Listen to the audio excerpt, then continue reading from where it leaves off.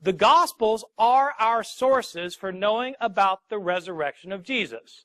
Are they the kind of sources that historians would want when trying to establish what probably happened in the past? I think the answer to that question is no. When were the Gospels written? Well, they are not contemporary to the events they narrate. Scholars debate when the Gospels were written, but by far the most common datings are that Mark was written sometime around 65 or 70 A.D., Luke and Matthew about 10 or 15 years later, John maybe 10 or 15 years later, so John maybe around the year 90 or 95, Matthew and Luke around 80 to 85.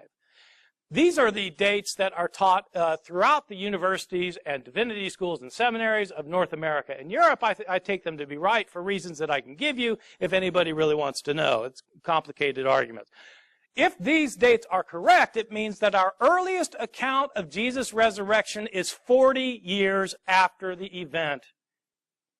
40 years after the event. Well, Paul was writing before that, wasn't it? Yes, Paul was writing before that. Paul talks about the resurrection in 1 Corinthians. Well, that's 20 years after the event. So that's better. The Gospels give us the narratives. Paul makes reference to it, but there's a 20-year gap. You don't have somebody who was there writing about it. Second point, none of the authors were eyewitnesses. Paul himself indicates that he was not an eyewitness, and none of the gospel writers was an eyewitness. People, of course, call the gospel books Matthew, Mark, Luke, and John. Well, they call them Matthew, Mark, Luke, and John because we don't know who wrote these books, and there's no point calling them Sam, Fred, Jerry, and Harry. I mean, they're written by people. We don't know who they were written by. They are anonymous. You might not think so because they have the title, The Gospel According to Matthew. Whoever put that title on it was an editor later. The original books are all anonymous, written in the third person. Moreover, the followers of Jesus were Aramaic-speaking peasants from Galilee, lower-class men who were not educated. In fact, Peter and John in Acts chapter 4, verse 13, are literally said to be illiterate. They couldn't read and write. Of course not. They were fishermen. They didn't go to school. The vast majority of people in the ancient world never learned to read, let alone write.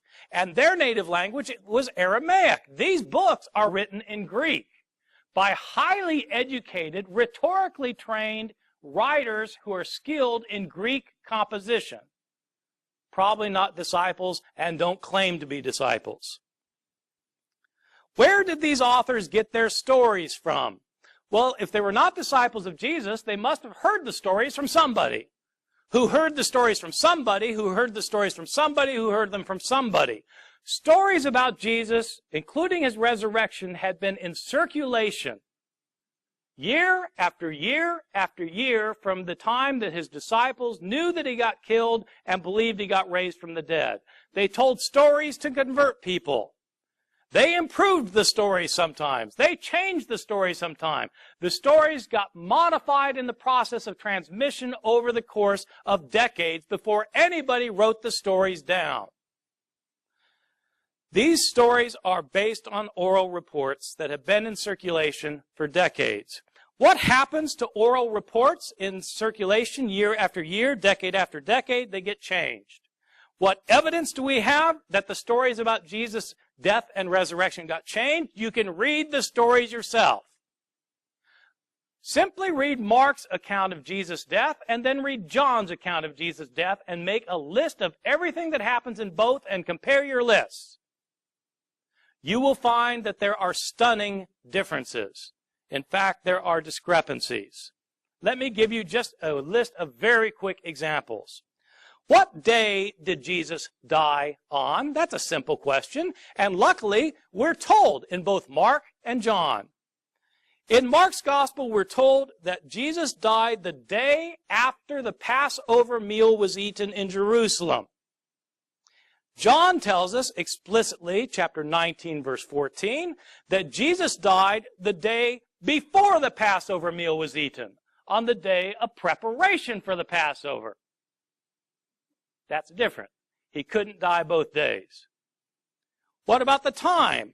According to Mark, he died at 9 in the morning. According to John, he wasn't condemned to death until afternoon. John 19:14. These are accounts that differ from one another. Did Jesus carry his cross the entire way to Golgotha, or did Simon of Cyrene carry it? It depends which gospel you read. Did both robbers mock Jesus, or did only one of them mock him and the other come to his defense? It depends which gospel you read. Did the curtain in the temple rip in half before Jesus died, or was it after he died? It depends which gospel you read. I can give you the references for all of these if you need me to, or you can look them up yourself. I'm not making these up. Those are just differences about Jesus' death. What about differences in the accounts of his resurrection? Well, who went to the tomb on the third day? Did Mary Magdalene go alone, or did Mary go with other women? Depends which gospel you read. If with other women, how many of them were there? What were their names? And which ones were they? It depends which gospels you read. Was the stone rolled away before the women got to the tomb or not? What did they see in the tomb? Did they see a man? Did they see two men? Or did they see an angel?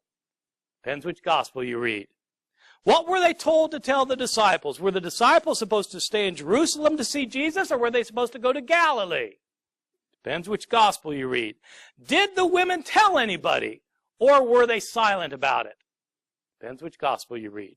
Did the disciples ever leave Jerusalem? Or did they never leave, or did they leave and go to Galilee?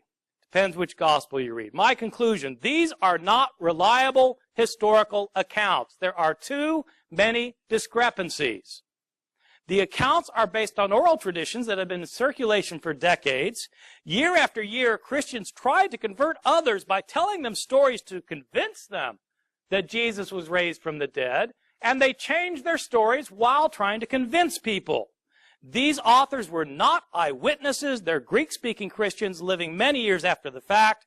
They're telling stories that Christians have been telling all these years. There was nobody there taking notes. Some of the stories were invented. Many were changed. For this reason, these accounts are not as useful as historians would like as historical sources. What I've given you so far is really just kind of child's play compared to the real problem of why historians cannot prove the resurrection. And this is what I want to spend my last 3.5 minutes on, the real problem. Mike and I agree that what historians try to do is establish what most probably happened in the past. That is the task of history. You can't prove the past. You can only give evidence for the past, and some evidence is more certain than other evidence. All the historian can do is show most probably what happened. What are miracles? Miracles, by definition, are the least probable occurrence of an event. If a miracle was not least probable, it wouldn't be a miracle. If somebody could walk across the lukewarm water in your swimming pool, that would be a miracle. If the water was frozen, it would not be a miracle. But if it's lukewarm, I can tell you, none of you here could do it, and nobody in this world could do it. That's 6 billion people, so what are the chances of one person being able to do it? It would defy the way nature naturally works. I'm not saying that there are natural laws that are written down someplace that you can't break or you get in big trouble. Scientists today don't talk about natural laws, but scientists do talk about highly predictable ways that this world works. And one of the ways it works is that if you are a sentient human being trying to walk across the lukewarm water in your swimming pool, you won't be able to do it. What if somebody could do it? What would be the chances? The chances would be infinitesimally remote that anybody could do it. Well, what if somebody could? Okay, let's say somebody could. The chances of them being able to do it are infinitesimally remote. Can you prove that this person probably did it? No, you can't prove it because you can't repeat the experiment of the past to show he did it. That's the problem with history. It's not like the natural sciences. The natural sciences work by repeated demonstration. And so, for example, if I wanted to show you that bars of iron will sink in that swimming pool and bars of ivory soap will float, all I need to do is to get 100 bars of both and start chucking them in. I'll chuck in 100 bars of iron, they'll sink every time. I'll chuck in the soap, they'll float every time. That gives us a predictive probability of what will happen the 101st time. That's how sciences work, by repeated experimentation. Historians don't have that luxury. Historians can only establish on the basis of surviving evidence what probably happened in the past, and by definition, miracles are the least probable occurrence, or else they're not a miracle. This creates the dilemma for the historian and is the reason why historians cannot prove Jesus was raised from the dead. Historians, by their very nature, establish what most probably happened in the past, but a miracle, by its definition, is the least probable occurrence in the past. The least probable occurrence cannot be most probable. This is the problem with the resurrection. Even if it happened, it defies imagination and cannot be accepted as a historically proven event. Belief in the resurrection. If you believe in the resurrection, it is for theological reasons. The resurrection is a theological assertion about what God did to Jesus. It is not, and it cannot be, based on historical proof. Thank you.